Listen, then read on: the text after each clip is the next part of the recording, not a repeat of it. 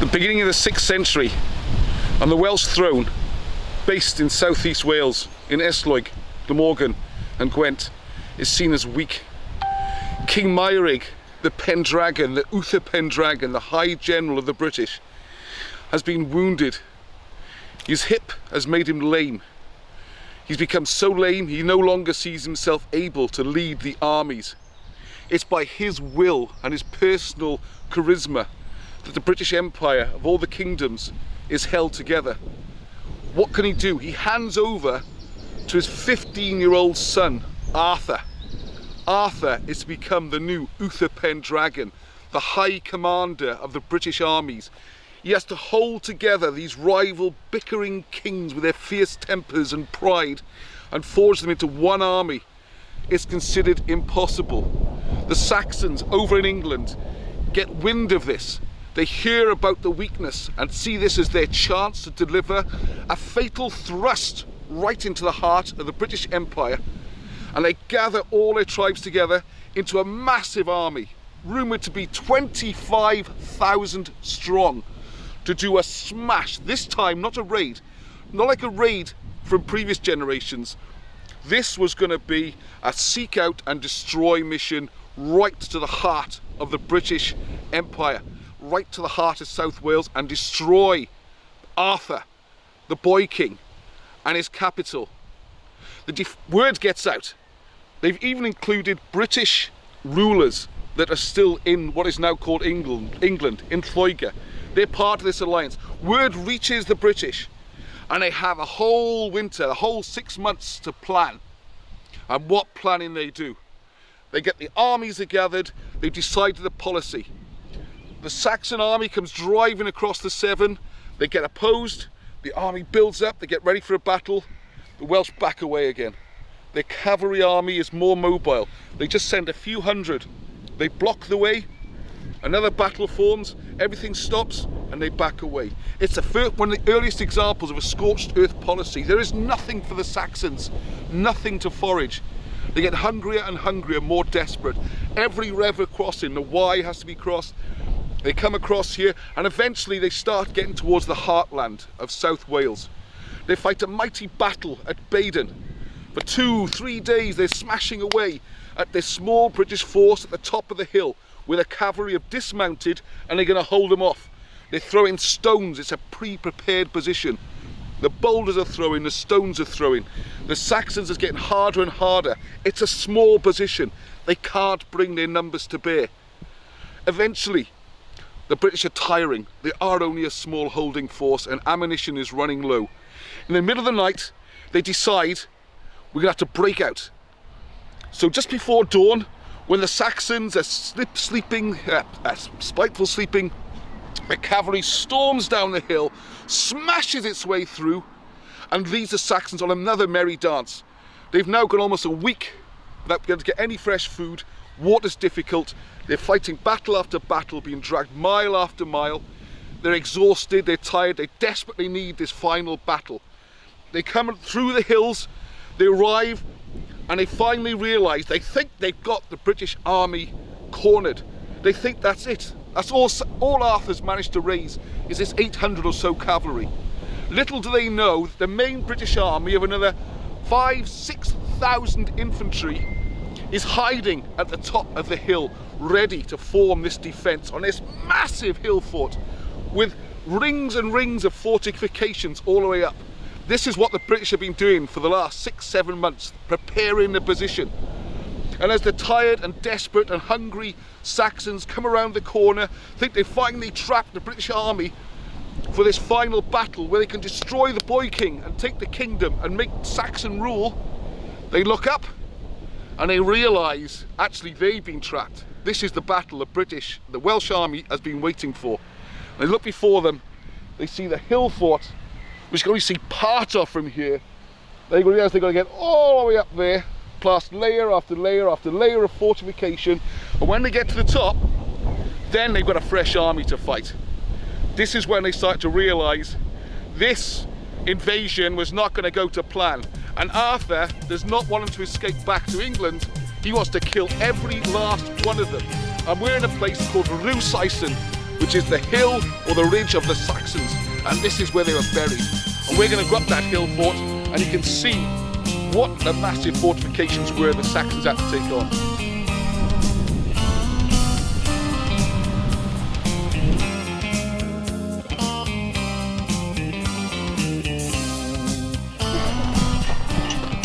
So at the bottom of the hill, we just read that Alan Wilson account of the battle, and sure enough, here's the stream on the main thoroughfare up. And just pan round quickly. So that was seen to be the main way up onto the hill. I think that would be the entrance way that the main arms were taken. But once you close the gates, it gets a bit more difficult. And if you think that's the hill, you haven't seen nothing yet, as they say. And here's the other side of the stream. Now passing underneath there. So the landmarks all fit. So to find this hill fort, it's marked on the maps, and you just follow the A473 bypass between Pontypridd and Llantrisant. There is a sign for Rue Saxon, and if you follow that road, there's only one road, and eventually you'll see it. There's various footpaths and cycling places. It's great for a bit of countryside and to get outside. And if you look for that path, just park up somewhere and make your way to the top. Bring your own provisions. It's completely unspoilt countryside, and it's really wonderful. And good exercise as much as anything. Yes, it's a great day out for the family. Get some exercise, learn some history, and have a fun time. There's the boys, there's Tim, Angie, and soon as we'll be having more group trips soon with Britain's Hidden History. Hope you can join us for those. All I recommend is bring some stout shoes. There is some climbing involved, some scrambling up some of these ramparts, so you need to be fairly agile, and take your rubbish home with you. Actually, you can actually imagine, look at this, you can imagine if you've got enemy troops trying to mount an assault up here, right? So they get up here and they're still funneled into a valley area. It's like another layer on the fort, this bit. Isn't it? Yeah. It wouldn't just be an easy walk across, you'd be stuck here now, like a giant moat. The banks will be built up along here. Yeah. So there's another load of defenders that moved one further step up. So like my -2 type thing without the stones. You just fall back and up another level every time. And all the time the missiles are raining down on you. Stones, boulders, javelins, arrows. Probably haven't slept or eaten properly for days. And it's about this time of year, so the ground's not too bad. We had some rain here today, be able to push up. Fighting your whole way up. Shield over your head. Missiles raining down, raining down. Oh, it's quite steep actually. We'll probably see some more ramparts. Let's go look around so you can find traces. I think it's another peak, and oh my goodness, there's another peak to go again. Telltale trees and big mound, that usually tells us something. Very suspicious along here. Okay, I'm here with Tim. So we're standing here with... There's the Garth, isn't it? Yeah. We're just on the south side of... Where are we? Blue Saxon. Caira. Oh, sorry, yeah, Carai. The fortifications, yes. Just half a mile up the road from Rue Saxon, if that. And over to your... Well, there's Rue Saxon there, isn't it? There's no distance. Well, it's just the bottom of the road down there. We're looking at the western end of the Garth mountain to our east, which you can see there, and you can just see the one pimple, which is the western... Oh, right, one of the mounds, the westernmost mound on top of the Garth. And the main body of this camp sweeps round north of where we're standing now. And what's he going to come through here, or where's the high point? The high point is to your left. Keep going, keep going, keep going, keep going. It's behind those trees on your left now. Just there, that's the high point up the top there. And this is a massive fortified enclosure of truly huge. It is huge. I didn't realise we're actually. The mountainside all the way round. We're on it, aren't we? It's not where is it? We're on it. Down to your left is particularly I'll just climb up here a bit. steep and challenging. Yeah, so that's the kind of slope they're about to come up, and they describe it on in the walking. So presumably they've been down in that valley there, probably, isn't it? Or anywhere around. It's 360 degrees, isn't it? It's 360. Yeah, what a fabulous defensive spot. So even now, we're still not quite at the top. There's another layer to go. So when they call this Karai, as in Castellations or the fortress, you can see Tim there, up he goes, another level again. Ah, it's soul destroying coming up here. And you have to remember the whole thing would have been ridges and ditches, lines of stakes, people chucking stones at you. And every time you think you've reached the top, there's another layer. It goes up and up and up and up. Whew, it's a good workout. I tell you what, get involved in this hidden history, you get some exercise as well. The best kind, which is walking up and down hills. Forget running, all that rubbish. And these overgrown areas, what you're seeing is more examples of the ditches and walls, which you see easier from above, but it's defended all the way up. That's what you have to realise. More walls, more ditches.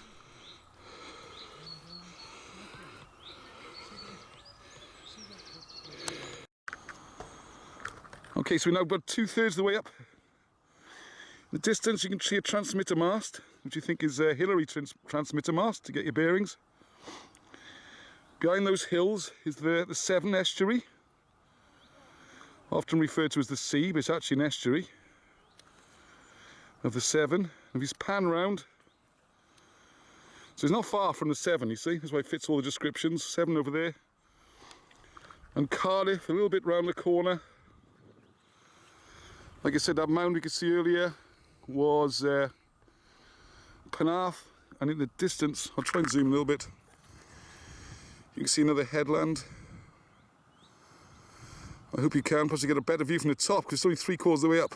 These hill forts. You know, if you can see a shadow in the background, that's another headland going across there. So you get an idea how close the sea is. Well, the Severn estuary anyway. It's massive.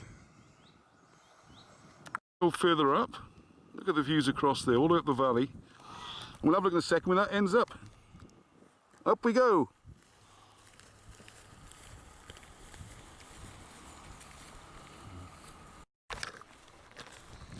And up again, here we go again.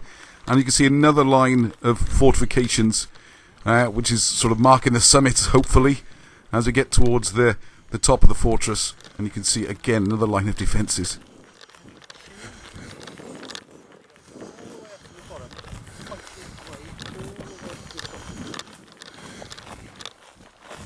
Up we go again. Up we go again. It's only got my second win now. You'll find out with these walks. I find up the first hill, oh, I can hardly breathe. Legs are killing everything. Keep going, you'll be all right. Push up the second. It's hard to get your breath after an hour or so, or half an hour. Wow. And now here's the other side. So in case you think you'll sneak around the back and take the easy way up. Good grief. In case they're coming over from Ross's house. Yeah. We'll talk about Britain's hidden history. So hidden this is. Just get my bearings a second, but I was born basically and raised over there somewhere. And I've moved back and live over there somewhere still, or now again. After a gap of a couple of decades. I never knew this was here. And these new houses down here, let's get nearer and nearer to the hill. They don't realise probably, they got this out to the view from their bedroom window. So just to get your bearings a bit, up over the top of the hill, on the top now. Oh no, almost on the top, there's another layer I just saw. And there's the good old Garth again, our landmark. We've got the Orion star mounds as well. Wow. My new regular walk. So close to my home I never even realised. Is this the final hill up here, Tim? Yeah. This is the final bit. This will be the last chance. Last chance defence. Penarth Head over there. Oh, Just a little dip. Oh, that's Penarth, is it? I think so. Yeah. So we got the River Severn down there. Yep. Which And obviously you've got the sea, as people seem to call it. clear communication, visual communication with the top of the Garth Mountain. So that's what we're talking about with Penarth, with Fortress Glamorgan, and we've got Penarth, Yeah. which is the head of the Arth, or the head of the defences. Yeah. So we see a seaborne attack, the signal can go up. That can be seen then on the Garth, which is the main beacon point on the defences. And then you've got the various hills then where you could mount your defence. I was just going to say, the Garth Mountain over there is 1,003 or 1,008, maybe 1,000 foot, 300 metres. This is about 200 metres, maybe a touch below. So that's almost 700 feet, isn't it? Yeah. So what we've got here, though, is that the defensibility of this position it's much steeper all the way around. It's got this huge ditch and mound, triple ditch and mound structure around nearly all of it. There's still formidable obstacles at hundreds and hundreds of years after they were made. So this must have been a pretty epic fortress in its day. Well, the point is that the highest ground's over there, but it's not as defendable, the Garth, is it? Yeah. This is, you can see, it's probably 1.5, well, at least 1,000 years since anyone probably bothered working on these defences. I don't know if they used in medieval times.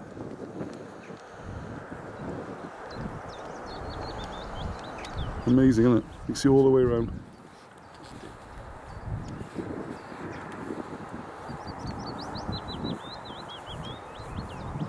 I was going to say the other thing is, we looked down at Mount Baden. One is Baden. Yes, yes. And you had that area down there where you've got basically almost plains all the way around it, and I think that would be fantastic sort of defence area for harassing with your enemy with chariots and that sort of thing. Just make their life miserable, really, isn't it?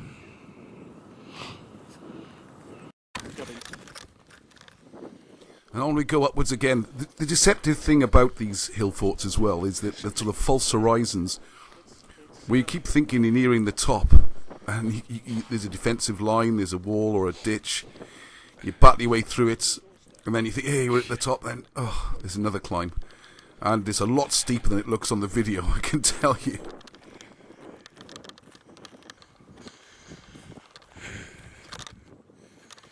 Look, as we come over the top.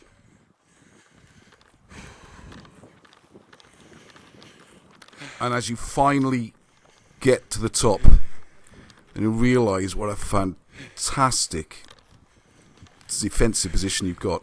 You've got this great flat area where you can muster your troops, you can tether your horses, you can make the camp, you can stay up here for ages, and you've got the view all the way around. No one's going to sneak up on you from anywhere. You can sleep peacefully, you can enjoy your food. And again, there's another perimeter guard in this, as you can see with a line of trees there. It's another ditch going all the way around, which you'll see in a minute. It's even when you get this far, you still haven't broken into the fortress. It really is vast and quite remarkable. An example you call linear defences, where you keep falling back to another line of defence, and you've always got the high ground, you've always got the advantage. And as you can see all the way across. You can see the other signal beacons, you can follow progress. It's just the perfect defensive position.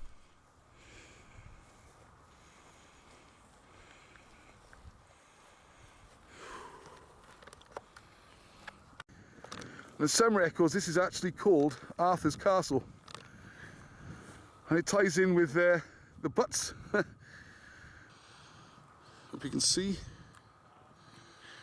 So the poor old Saxons, we spent days and days and days and days, or Wessex maybe. But the invaders certainly spent days and days and days up and down these hills, fighting various minor engagements, every river crossing, ambushed during the night.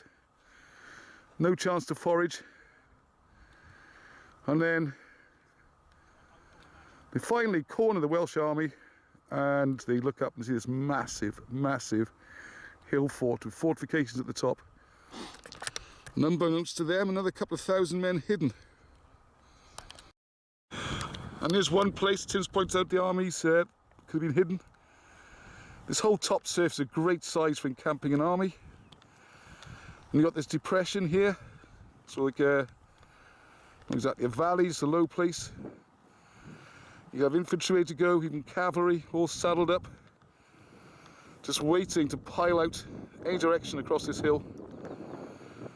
And just goes shooting down these various wide walkways you've seen. You need them wide, because you want to use them for your cavalry and your chariots, you see. It's no good having all very narrow walkways for an army that's got a lot of cavalry and possibly even chariots in the, well, the earlier battles, Roman times.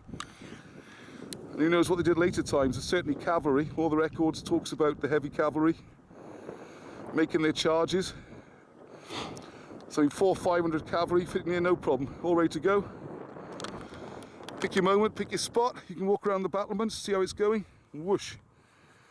There's some people to give you an idea of the scale of this. It's a perfect area to have as your, if you can imagine a camp, palisades, maybe even some buildings, tents. This would be your base. See over there, there's the Garth. What a spot, what a spot. I was saying that some of this area, there's a flat steep area to the south there, and you don't actually need this triple ditch and mound system out there, because it is so steep that the enemy's got a real big problem getting up there anyway. Just to show the other side, it's facing east, I guess. The ditch continues all the way around. Amazing, look how high up we are. Fantastic.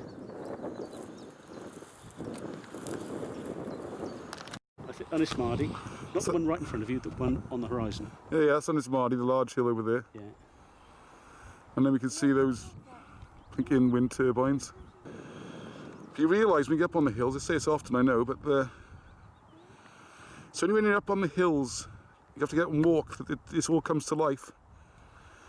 And you can really see how it works, because when you're down in the valleys on the roads, for a start, you forget how close you are to the sea, and the Severn's only just a few miles that way. You don't feel like you're near the coast. You don't feel like you're in a vast, almost wilderness of these great hills. And you can see here across, this forms the whole fortress, 360 degrees all the way around. I guess you have your final little hill there. And we found the fortifications. Yeah, Tim was a little bit too far from the mic to hear him clearly here. What he's demonstrating is how large these ditches are. And this is after at least 1,000 years, you know, of slowly filling up with the foliage dying and all that kind of stuff. And it's still, he's a good 8 feet below where I'm standing. And that's after having worked your way through 2-3 layers of defence already and up this huge mountain to get near the top. Or huge hill, not technically a mountain, but it feels like one. And again, you've got to come up, and you can see there's clear signs this is a proper manufactured ditch. It goes all the way around. There's no way that could be some sort of natural feature.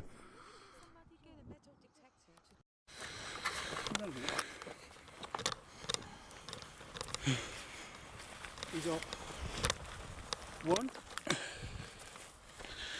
Right, here we go, fortifications, yes. Can you imagine how deep this would have been? Yes, yes. Okay. Yes. Hang on a second, let's have a proper look at this, look. This is what we're looking for. Hang on a sec, Tim. Ramparts, look at the size of this ditch. So here, a massive double rampart. Another double rampart, yeah. Double ditch. And if you come down this way, it turns into a triple one. These are the kind of ditches. Must be a nightmare to get up. Tired, hungry, battered all the way up.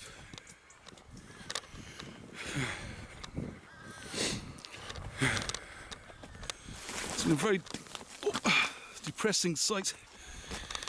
Well, back there you had 2 ditches. Okay, here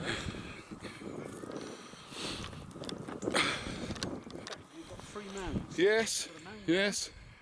A mound here, and a mound here. And these would have gone all around probably. They've been levelled off, haven't they? They're big ones, These haven't bothered to level this off. Look at the size of that. Whew. That's the way it would work. We'd be standing up here on our rampart. Pointed stakes, blockades, all the way down here. There's a ditch down the bottom, probably something nasty in that. So any enemy, you've got to clamber up this long hill under missile fire the whole way. As they get near, you've got to climb over what would have been a bank there, down into the ditch. And as they're clambering up, we're stabbing down with our spears and throwing stones and generally making life miserable for them. And at some point, when the command decides if somehow, sheer weight of numbers, they manage to break their way up, that's the point then. You say, right, fall back one layer, and then you go back, and then you be up, and repeat the whole exercise again, the next layer up. And then amazingly, there's another layer to go. I've lost count, probably the 5th layer altogether. So you just imagine the difficulty of getting up there. What a fantastic fort, and it's 360 degrees. And to me it seems exactly like what is described in Arthur the Walking Book. Fantastic. And on the other side, we'll hopefully be able to see many of Baden, where they fought before they came here. Yeah, so look at the military side of this. You can imagine these, so that's another, to give you an idea of the sheer scale of these. That's another line of ditches. And that's, you need the wide area. See, that path is wide like a road. So if you've got cavalry, or further back even chariots, you don't want a narrow track. You want to be able to go round and round. So what we're looking for now is tactically, Arnie just made a good point. How would you get down there? You wouldn't want to ride your horses down this steep bank, would you? So there's got to be an entrance somewhere to all this, and I'm guessing it's the way we came up. And there's got to be a shallower entrance, and that's basically the way we came up that way. I would think you have to take horses that way, Tim. Okay. Yeah. You'd pretty much have to go that way, the way we came in and out. Yep. So that's probably why it's got the extra big ditches and ramparts and extra, because that would have been the shallowest way in, wouldn't it? Yeah. And presumably, if we carried on looking, there'd be another one, so you've got 2 ways out. So you can come around the back if the press gets a bit too steep, you know, it gets hard going here. That's fabulous. I've never heard anyone talk about this. I mean, it is on the maps. It's not another example of what we call Britain's hidden history, hidden in plain view, isn't it? I mean, it's not hidden at all, really. It's only hidden by the lack of publicity and knowledge about it, isn't it?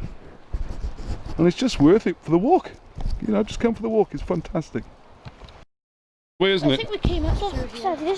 That's a possible track down, isn't it? You could ride down there, I reckon. Narrow though. This is where we came up. Yeah, we can't. 100 people. Presumably, yeah. It's, You can yes. 2 if you squat. You know I was talking about like the mounds with the stones in them, like full of stones. Oh, you're right. Yeah, this is some sort of wall here, Tim, look. Yep. Good spot, Zav. Well done, Zav, Leon. Yeah, this is some sort of wall here. And as usual, wherever there's a wall in Wales and there's a chance of some archaeology, they put trees in it. And as always, their roots will be wrecking it. Well, I come around the bottom of that and have a look. So there's definitely a proper wide path going up to the top. And that's what we're just looking at up there. Looks like there's a stone wall there. I think maybe they had stone at the bottom and palisade at the top. But you can see a clear ridge of stone all the way around there. What a tough place to get into. And that seems to be part of the fortress, with this being the giant ditch which you could ride through to either trap the enemy or use as a mobile defence. Or possibly a grave mound. It's pretty big. We need some archaeology around here or here. Quite tragic, really. Think of thousands and thousands hacked and chopped and pierced bashed over the head with heavy things, trampled to death, executed. Must have been horrific. It's so peace and tranquil up here now. You know, I just saw a butterfly flicker past, there's birds. Beautiful countryside. But for a few days, at least once in history, this was a scene of dreadful carnage.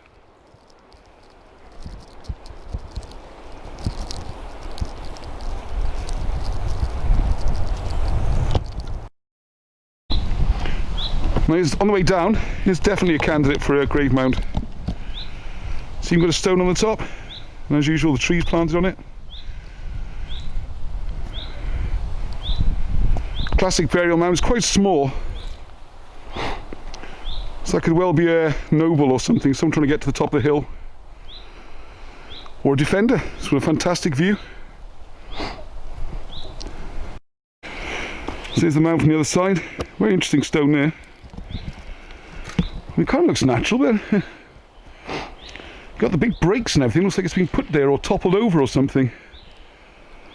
I mean, possible it could have been a stone cairn at some point, a real monument for fallen warriors, something like that. Or it could just be a rock sticking out the ground. Be great to know, wouldn't it? So again, if you're going to be buried somewhere, it's not a bad spot. All the way down to the Severn and the invasion routes. Fantastic.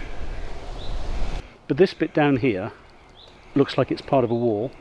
And Yep. there's stone debris going around there. Yeah. And then over this side here, you again have got a wall. So this might have been an entranceway here. Well, I think the wall goes all the way up. And the wall goes all the way up, yeah. Because that's what we were discussing, wasn't it? There's got to be a way of getting your army in and out. Yeah. So as you come back down the hill towards the bottom, I know, potential burial mounds around. But the story goes then, the now battered and beleaguered Saxon army, starving, beaten, exhausted, trying to flee, but they're not being allowed to return home. They've been constantly pursued and harassed by cavalry and archers. And at some point, it must have stood and just said, right, this is where we're going to have to stand and die. And this area around here, this village, is a village of Saxon, which is reported to refer to that event. You can hear the birds, very peaceful. Final resting place for the army, reputed to have started with 25,000 and hardly any returning home.